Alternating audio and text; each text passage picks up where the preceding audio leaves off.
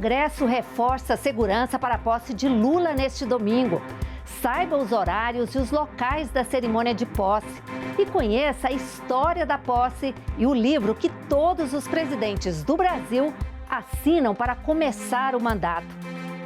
Olá, está começando o Senado Notícias, revista especial sobre a posse presidencial.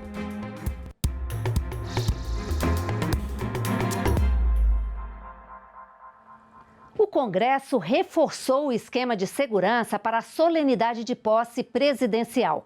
O uso de QR Code para identificação dos convidados é uma novidade para o maior evento político do país. Os preparativos para que tudo saia conforme o script começaram no início do ano. Uma festa cheia de rituais e planejada nos mínimos detalhes. É o maior evento da República, em termos de evento público oficial. E tem uma importância, uma significação enorme. E o grande desafio é que a gente planeja quase durante um ano o evento e fazer com que realmente a coisa funcione como um relógio. Para que nada saia do script, as equipes de relações públicas e cerimonial do Senado e da Câmara começam o planejamento no início do ano, muito antes de saber quem seria o presidente eleito. No início do ano a gente fica mais voltado para essas reuniões preparatórias e já no segundo semestre para o evento em si. Aí a gente define detalhes do roteiro, definição junto com o cerimonial da presidência do Senado e também depois da eleição já com o cerimonial do governo de transição e do Itamaraty, como que são feitos o encaminhamento dos convites, qual é a expectativa de convidados que nós temos, a preparação das listas, e aí a gente entra nessa fase mais final. Os preparativos envolvem vários setores do Senado. Na gráfica, a confecção dos convites começa algumas semanas antes da posse. Primeiro, eles são impressos nessa máquina digital. O acabamento, feito um a um, é nessa impressora tipográfica. Cada um dos cerca de 2.000 convidados recebe um convite personalizado, além de um cartão de acesso com QR Code, uma novidade para garantir a segurança. A gente está aplicando nos cartões de acesso à posse presidencial um QR Code, que permite a individualização da identificação dos convidados, né? E ele traz a garantia de quem está portando aquele cartão é de fato quem foi convidado para o evento. A Polícia Legislativa proibiu a entrada de visitantes, entregadores de alimentos e motoristas de aplicativos na casa uma semana antes da posse e voltou a exigir que servidores, jornalistas, terceirizados e colaboradores credenciados na casa passem pelo detector de metais na entrada. 400 metros de tapete vermelho já foram estendidos nos locais por onde entrarão os convidados. Além deles, cerca de 700 jornalistas brasileiros e estrangeiros estão credenciados para cobrir a posse presidencial. As equipes da organização trabalham sempre com a possibilidade de mudanças de última hora. O clima é um fator imprevisível que pode mudar o protocolo. A gente sempre tem os roteiros de versão em dia de sol e em dia de chuva. E a gente está torcendo muito para que seja um dia de sol, para que a gente tenha a cerimônia completa e que todo mundo possa apreciar ela como a gente gosta. Veja agora como vai ser o roteiro da solenidade de posse presidencial que acontece neste domingo, dia 1º de janeiro. De acordo com a programação, os primeiros a chegar ao Congresso Nacional para a cerimônia de posse do presidente da República e do vice-presidente da República são os chefes de Estado e de governo, além de autoridades e convidados. Às 2h30 da tarde, o presidente eleito Luiz Inácio Lula da Silva e o vice-presidente Geraldo Alckmin saem da Catedral Metropolitana de Brasília em cortejo rumo ao Congresso Nacional. O percurso deve durar cerca de 10 minutos. Na chegada ao Congresso, Lula e Alckmin serão recepcionados pelo presidente do Congresso Nacional, senador Rodrigo Pacheco, e pelo presidente da Câmara dos Deputados, Arthur Lira. Às 3 horas, terá início a sessão solene de posse presidencial. em que Lula e Alckmin farão o compromisso constitucional com a leitura e a assinatura do termo de posse. Já empossado, Luiz Inácio Lula da Silva fará o seu primeiro pronunciamento à nação como presidente da República. Depois é a vez do presidente do Congresso Nacional, senador Rodrigo Pacheco, fazer o seu pronunciamento e encerrar a sessão solene. Em seguida, Lula e Alckmin se dirigem à sala de audiências da presidência do Senado, onde permanecem por cerca de 10 minutos. Às 4 horas, as autoridades se deslocam para a área externa do Congresso, onde acontecerá a cerimônia de honras militares aos eleitos. Após a solenidade, o presidente da República e o vice seguem para o Palácio do Planalto. Numa prévia da posse presidencial, todas as etapas da cerimônia foram revistas e ensaiadas em cada detalhe na última semana de dezembro. Sob o comando das Relações Públicas, parte integrante da comunicação do Senado, servidores da casa fizeram o papel do presidente e demais autoridades. E a TV Senado fez o registro.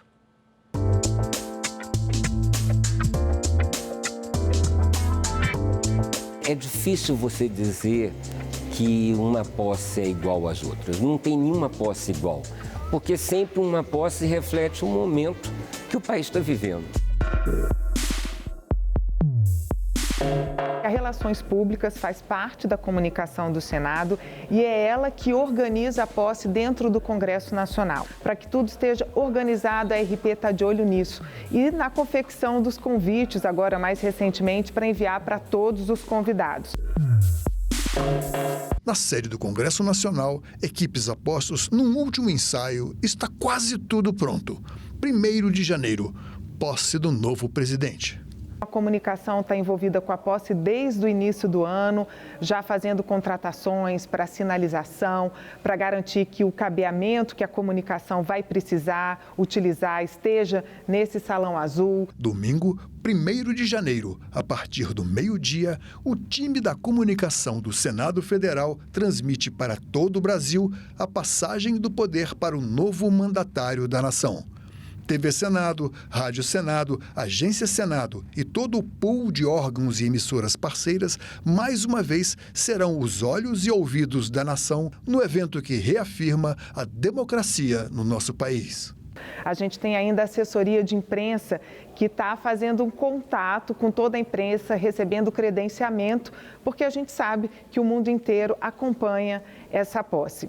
E, por fim, os veículos de comunicação do Senado, que estão ali desde a eleição, já vem nesse preparo, no esquenta para a posse. Então, a rádio, a TV, a agência vão estar transmitindo ao vivo e vão servir também de agência de comunicação, porque mesmo tendo um espaço para a imprensa estar aqui, imprensa nacional e internacional, a gente sabe que o tamanho do Congresso não é suficiente para todo mundo que quer fazer essa cobertura.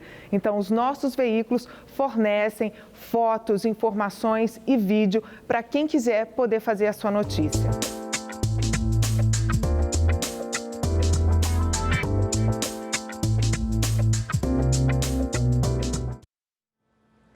Luiz Inácio Lula da Silva foi eleito para o seu 3º mandato de presidente da República. Veja agora um pouco da trajetória política dele. A República Brasileira tem mais de 130 anos e dezenas de presidentes. Figuras da elite, quase todos.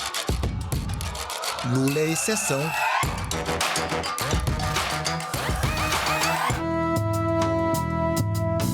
Ele nasceu em Caetés, então distrito de Garanhuns, no agreste pernambucano, em 27 de outubro de 1945.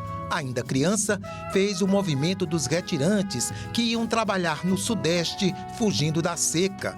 Retrato do Nordeste brasileiro no século XX. É em São Paulo que o migrante pobre consegue fazer o ensino básico e o curso de torneiro mecânico do Senai.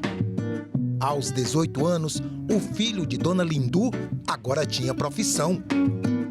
Em ingressa no meio sindical incentivado pelo irmão Frei Chico, militante do PCB.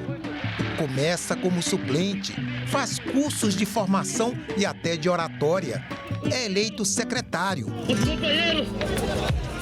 E em 1975, torna-se presidente do Sindicato dos Metalúrgicos de São Bernardo do Campo e Diadema.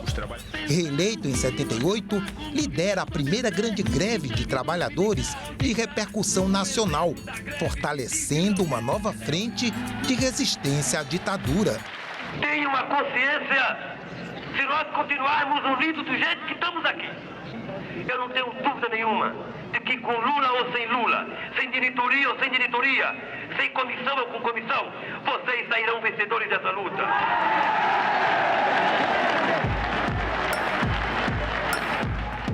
Por que estamos em greve? Tendo recusado ingressar no Partido Comunista, então na ilegalidade, Lula e outros expoentes criam, em 1980, o Partido dos Trabalhadores. A agremiação de esquerda era vista como novidade. Tinha o apoio de setores da Igreja Católica, de parte dos sindicatos, movimentos populares, estudantes e intelectuais. Em 82, é candidato a governador por São Paulo. Foi quando incorporou o apelido ao nome. Era Luiz Inácio Lula da Silva. Em 86, teve votação expressiva como deputado federal constituinte. O documento da liberdade, da dignidade, da democracia. E em 89, surpreendeu na primeira campanha a presidente, quando passou ao segundo turno por pequena margem de votos sobre o terceiro colocado, o expoente das esquerdas, Leonel Brizola.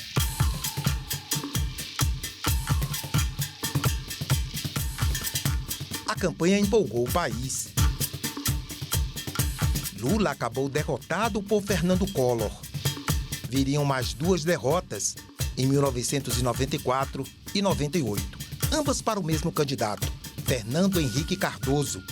Em 2002, era eleito presidente, alcançando o primeiro lugar em todos os estados, com uma única exceção, Alagoas. A posse em 1º de janeiro levou uma multidão à esplanada dos ministérios. Nos 2 mandatos, o governo Lula conseguiu alavancar o PIB e as exportações, criar um estoque de reservas internacionais, combater a fome e as desigualdades sociais e projetar o Brasil no cenário mundial. Fez a sucessora, Dilma Rousseff, em 2010. O revés político viria a partir de 2016, com o impeachment da presidente Dilma e o processo da Lava Jato, que investigava casos de corrupção nos governos do PT. Preso em 2018, passou quase 600 dias na cadeia em Curitiba. Mas, aos poucos, vieram denúncias de perseguição política ao ex-presidente e ao PT. Companheiros, queridas companheiras. 1 ano e meio depois, Lula é posto em liberdade. Vocês não têm dimensão do que significa o dia de hoje para mim. Em 2021, o Supremo Tribunal Federal anulou as ações penais contra Lula, por não se enquadrarem no contexto da Operação Lava Jato. E em outubro de 2022, após uma campanha eleitoral de muita polarização, Lula foi eleito para seu 3º mandato como presidente da República. Eu fui eleito para governar para 215 milhões de brasileiros. Eu vou governar para todos, sem distinção.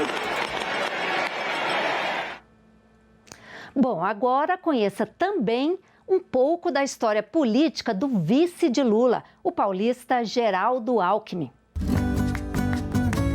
Geraldo José Rodrigues Alckmin Filho nasceu em Pindamonhangaba, São Paulo, no dia 7 de novembro de 1952. É filiado ao Partido Socialista Brasileiro e foi eleito vice-presidente na chapa de Luiz Inácio Lula da Silva.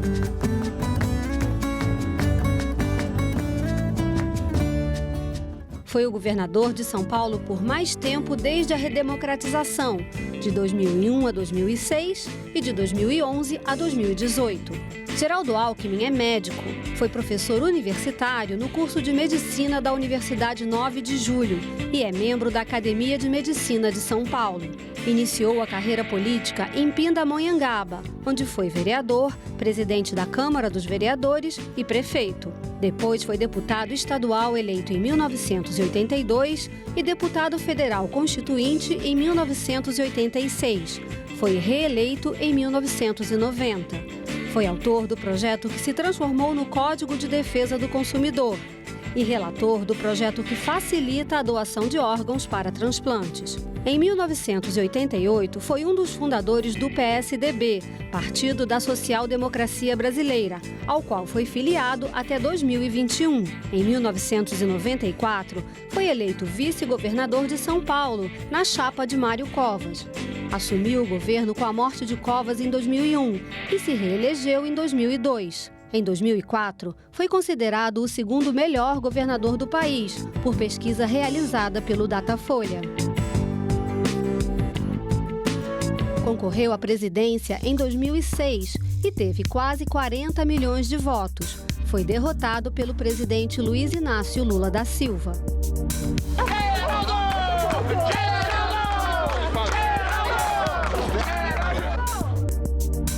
Concorreu novamente em 2018 e ficou em quarto lugar, com 4,7% dos votos válidos. Alckmin se filiou ao PSB em 2022, ano em que foi eleito vice-presidente e nomeado para chefiar a transição de governo. Obrigado, presidente Lula! Foi anunciado como ministro da Indústria, Comércio Exterior e Serviços do terceiro governo Lula.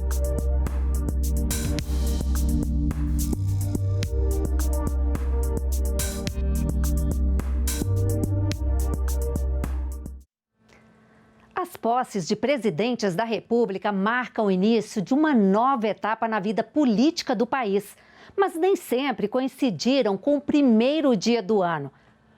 Por força de golpes de Estado, mudanças na lei ou motivos de saúde, alguns mandatos presidenciais começaram em dezembro, março ou até mesmo em agosto. Não importa a data, a passagem do poder sempre faz parte da história.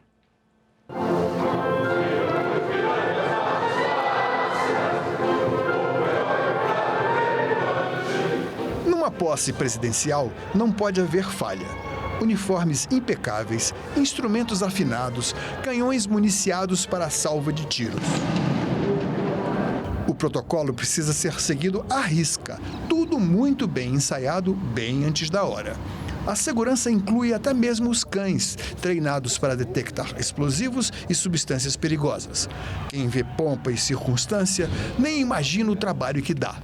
Tudo se justifica quando se trata da imagem de um país. Eu tenho a impressão que quando os constituintes de 1987 e 88 estabeleceram a data de 1º de janeiro para a posse dos novos mandatários, pensaram no caráter simbólico da data.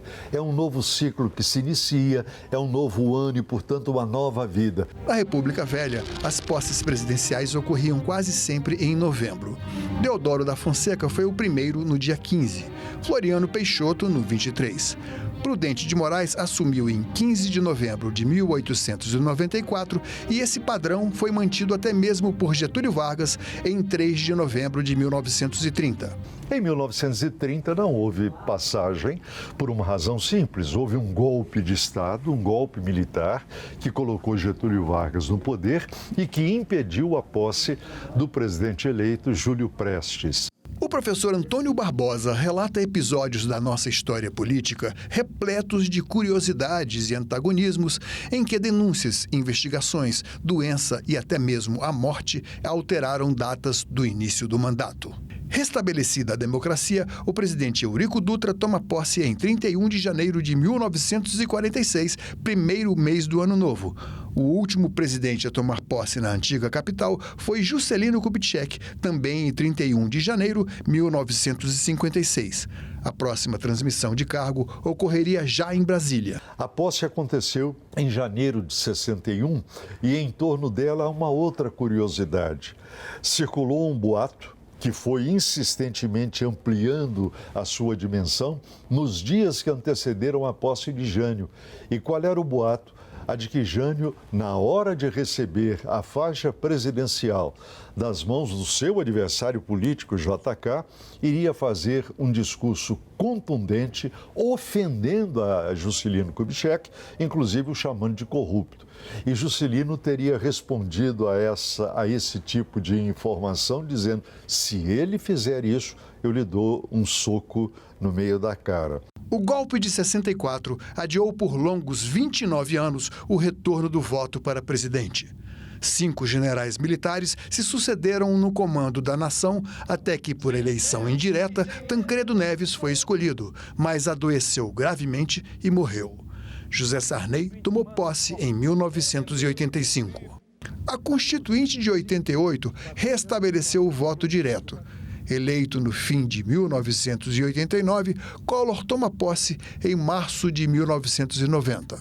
A nova Constituição previa 1º de janeiro como início dos futuros mandatos. Mas um processo de impeachment forçou a renúncia de Collor de Mello e Itamar Franco, o vice, assumiu em 29 de dezembro de 92 para depois passar o comando a Fernando Henrique Cardoso em 1º de janeiro de 95.